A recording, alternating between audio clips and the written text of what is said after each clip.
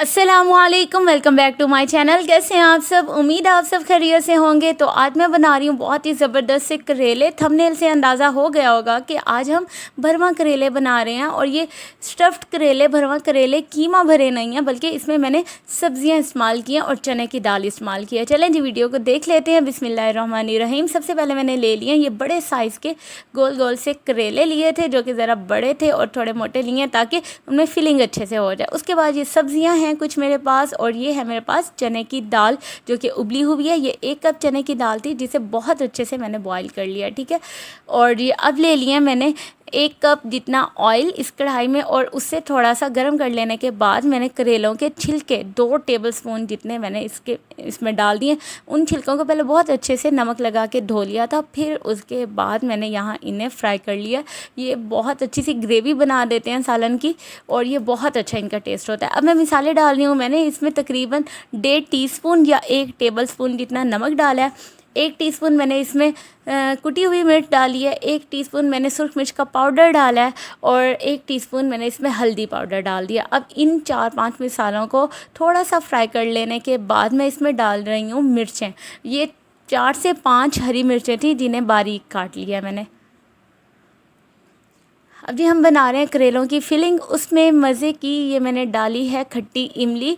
ये आम की केरी है, जो कि बहुत मज़े का लगता है इसका टेस्ट। मैं अक्सर करेलों की रेसिपीज़ जब भी बनाऊं तो उसमें मैं ये खट्टी सी इमली ज़रूर डालती हूँ, क्योंकि करेलों का कड़वापन इसके खट्टेपन से हम कम कर सकते हैं, बल्कि काफ़ी हद तक ख़त्म भी हो जाता है। अब मैंने ले लिए ये तकरीबन 5 से 6 अदद प्याज थे, जिन्हें बहुत ही बारीक बारीक काट लिया।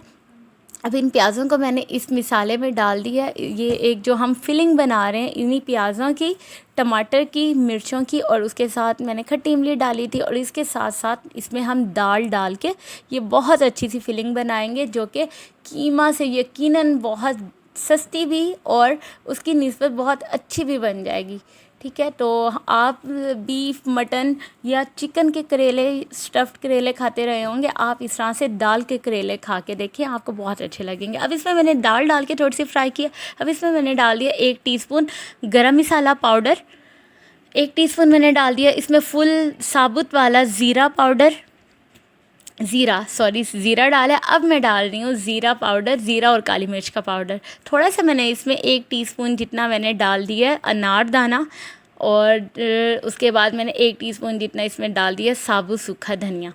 अनारदाना भी इसका टेस्ट बहुत अच्छा सा करता है। इसे थोड़ा सा फ्राई कर लेने के बाद मैंने इसे डिश आउट कर दिया था, उसके थोड़ा ठंडा कर लिया।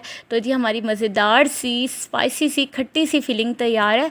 अब जी करेलों का मैंने नमक लगा के थोड़ी देर इन्हें रख दिया था, फिर उसके बाद उन्हें अच्छे से धो लिया। और जी अब मैं इसमें उनके दरमियान में कट लगा दिए थे, और उनका सारा जो अंदर बीज वगैरह थे वो सारे निकाल दिए। अब मैं इसमें फ़िलिंग कर दूँगी, ठीक है। इस तरह से करेलों की फ़िलिंग कर देनी है। उतना मटीरियल डालना है जितना ईज़िली इन करेलों को आप धागे के साथ बंद कर पाएँ।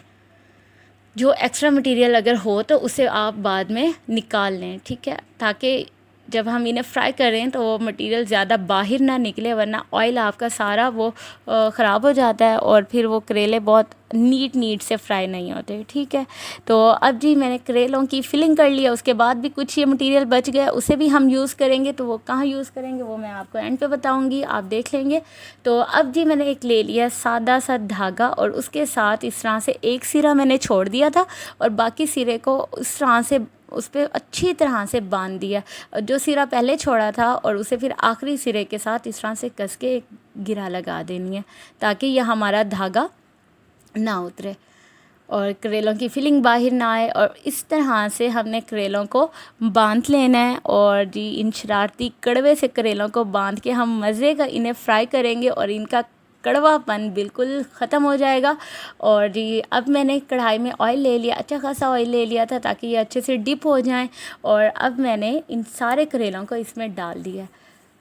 अब ये जी लाइट फ्लेम पे फ्राई होते रहें, ज़्यादा फ्लेम नहीं करना, कोई हमें जल्दी नहीं है। आप इसे लाइट फ्लेम पे आराम से इन्हें फ्राई कर लें। इनका कलर थोड़ा सा चेंज हो जाए तो फिर आपने डिश आउट कर लेना है। और बाकी जो ऑयल था और उसमें जो बाकी दाल बची हुई थी, मैंने उस ऑयल में डाल के उसे फ्राई कर लिया। एक्स्ट्रा ऑयल मैंने कुछ निकाल भी लिया था क्योंकि काफ़ी ज़्यादा ऑयल था, तो जितना मुझे रिक्वायर्ड था दाल को फ्राई करने के लिए उतना मैंने रहने दिया, तकरीबन हाफ़ कप जितना।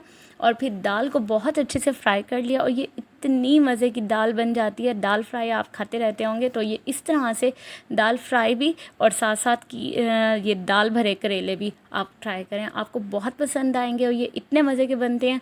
तो आप करेले कभी इस तरह से खा के देखें, इनका धागा उतारें, अंदर से भी फीलिंग इतनी मज़े की, और करेला बिल्कुल भी गारंटी के साथ बिल्कुल भी कड़वा नहीं होगा और बहुत मज़े का बनेगा। आप भी बनाएं, अपने घर वालों से तारीफ़ें करवाएं और घर वालों का दिल खुश करें, अपना दिल खुश करें। जब अच्छा खाना बनता है तो सब यकीनन खाते हैं और खुश होते हैं। तो जी, इसके साथ साथ मुझे इजाज़त, मेरा चैनल सब्सक्राइब नहीं किया तो चैनल सब्सक्राइब कर दें, वीडियो को लाइक कर दें, कमेंट कर दें, और जी अपना बहुत ख्याल रखिएगा। इसके साथ साथ इजाज़त, बहुत शुक्रिया, अल्लाह हाफ़िज़।